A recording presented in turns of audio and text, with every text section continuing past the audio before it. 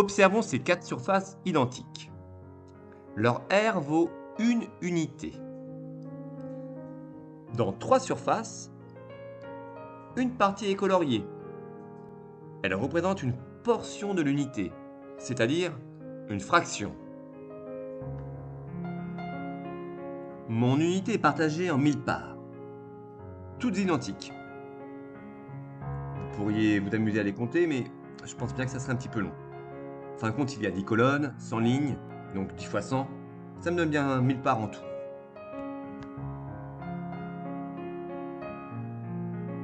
La partie bleue correspond à 1/10 de l'unité.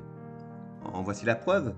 Je peux reporter 10 bandes bleues dans mon unité. C'est donc bien 1/10 de l'unité.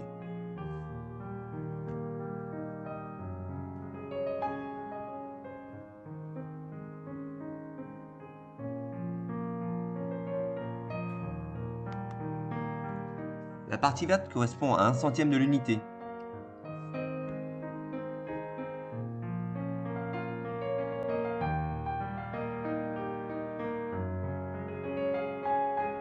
Je peux reporter 10 fois la bande verte dans 1/10.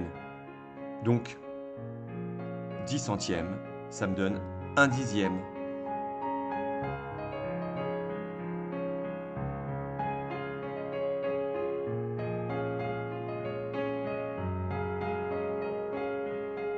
Maintenant, on va prendre encore une part plus petite.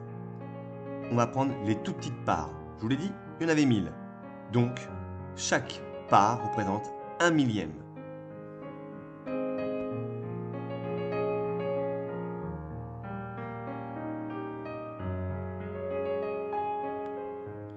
Prenons 10 millièmes de cette unité.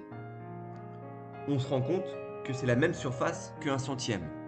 Conclusion, 10 millièmes, c'est 1/100.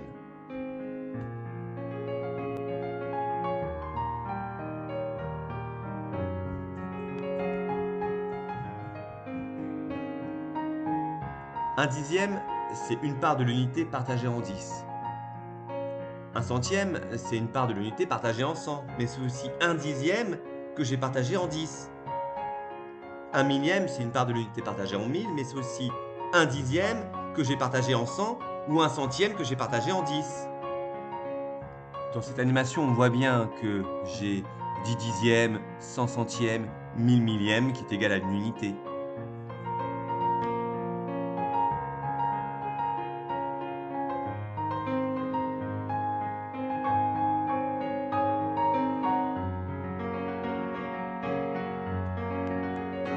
Là, dans cette animation, on voit bien que je dois rapporter 10 centièmes dans une bande de dixièmes. Et là, je dois mettre 10 millièmes pour obtenir 1/100.